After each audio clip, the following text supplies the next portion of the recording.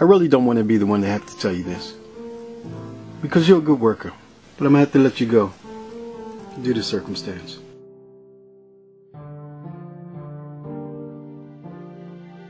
But Mr. Pete, what am I supposed to do now, huh?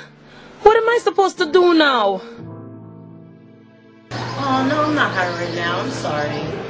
Oh, excuse me, you want to buy something? I was wondering if you were hiring. Hiring?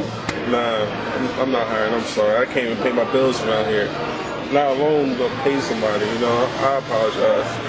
Alright, thanks. Oh, no need to apologize.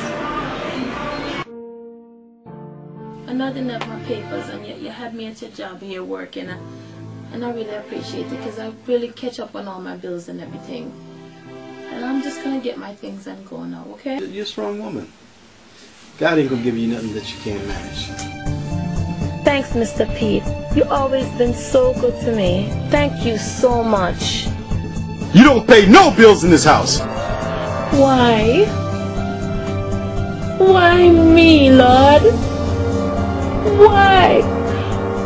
Why these things must happen to me? Why, Lord? Leave me alone!